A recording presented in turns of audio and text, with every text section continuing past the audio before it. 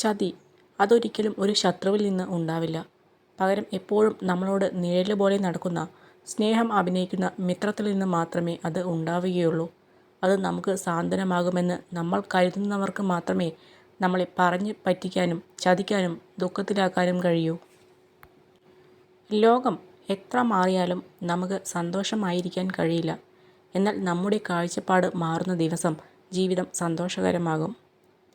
നീ ആരെ ഏറ്റവും കൂടുതൽ സ്നേഹിക്കുന്നുവോ അവർക്ക് നിന്റെ മനസ്സിനെ അത്രത്തോളം വേദനിപ്പിക്കാനുള്ള കഴിവും ഉണ്ടായിരിക്കും. നിങ്ങൾ സ്വന്തം ജീവിതം രചിക്കാൻ തുടങ്ങിയില്ല എങ്കിൽ മറ്റാരുടെയെങ്കിലും കഥയിലെ കഥാപാത്രങ്ങൾ മാത്രമായി നിങ്ങൾ മാറും. തിരമാലകളെ എനിക്കിഷ്ടമാണ്. അതിൻ്റെ ഉയർച്ചയോ താഴ്ചയോ കണ്ടിട്ടല്ല, മറിച്ച് ഓരോ താഴ്ചയിൽ നിന്നും അത് ഉയർന്നു വരാൻ ശ്രമിക്കുന്നു. സ്വന്തമാക്കണമെന്ന് ആഗ്രഹിക്കുന്നവയെ സ്വതന്ത്രമാക്കി വിടുക. തിരിച്ചു വന്നാൽ അത് നിങ്ങളുടേതാണ്, അല്ലെങ്കിൽ അത് വേറെ ആരുടെയോ ആണ്. ആദ്യ പരാജയം അഭിമുഖീകരിക്കാൻ നിങ്ങൾ ഒരിക്കലും ഭയക്കരുത്. കാരണം വിജയകരമായ ഒരു കണക്ക് പോലും തുടങ്ങുന്നത് 0-ൽ നിന്നാണ്. തുറന്നു പറച്ചിൽ നമ്മുടെ മനസ്സ് തൊട്ടറിഞ്ഞവരോട് മാത്രം ആകണം. അല്ലെങ്കിൽ സാഹചര്യങ്ങൾ മാറുമ്പോൾ നമ്മുടെ ഓരോ വാക്കുകളും നമുക്കെതിരെയുള്ള ആയുധമായി മാറും. എപ്പോഴും നല്ലത് മാത്രം സംഭവിക്കുന്നില്ല. എന്നാൽ സംഭവിച്ചത് എന്തുതന്നെയായാലും അതാണ് ഏറ്റവും നല്ലതെന്ന് വിശ്വസിക്കുക.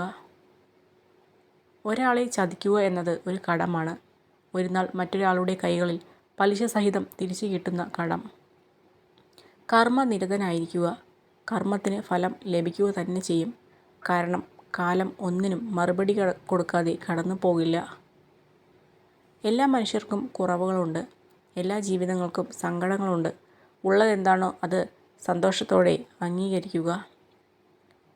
നിരാശയുടെ ആഴം കുറയ്ക്കാൻ ഏറ്റവും നല്ല മാർഗം പ്രതീക്ഷയുടെ ഉയരം കുറയ്ക്കുക എന്നത് മാത്രമാണ്.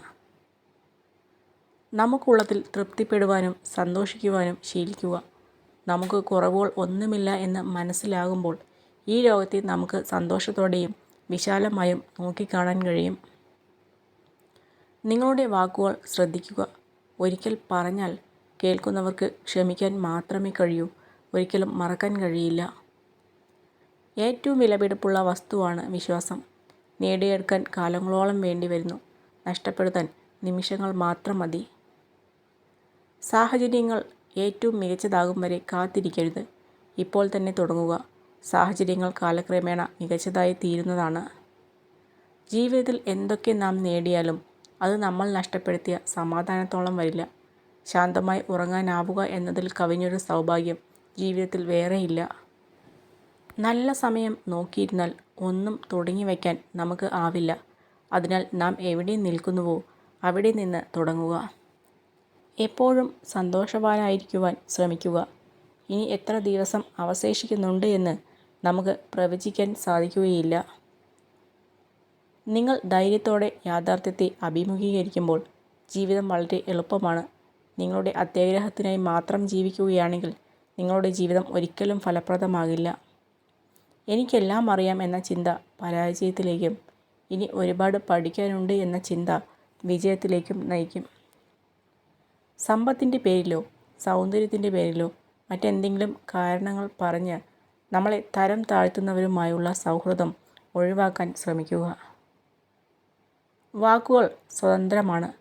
നിങ്ങൾ അവ എങ്ങനെ ഉപയോഗിക്കുന്നു എന്നതാണ് ഏറ്റവും പ്രധാനം. നമ്മൾ കേൾക്കുന്നതെല്ലാം അഭിപ്രായങ്ങളാണ്, വസ്തുതകളല്ല. നമ്മൾ കാണുന്നതെല്ലാം കാഴ്ചപ്പാടുകളാണ്, സത്യങ്ങളല്ല. നമ്മൾ ഒന്നുമില്ലാതെ വരുന്നു, ഒന്നുമില്ലാതെ പോകുന്നു. ഈ സുന്ദരമായ ജീവിതത്തിൽ നമുക്ക് നേടാനാവുന്ന ഒരു മഹത്തായ കാര്യം ഒരാളുടെ മനസ്സിൽ ഒരു ചെറിയ ഓർമ്മയും ആരുടെയെങ്കിലും ഹൃദയത്തിൽ ചെറിയൊരു സ്ഥാനവും. ഒരു കാര്യം തെറ്റായി തോന്നിയാൽ 2 തരത്തിൽ ചിന്തിക്കുക. വ്യക്തി പ്രധാനമാണെങ്കിൽ കാര്യം മറക്കുക.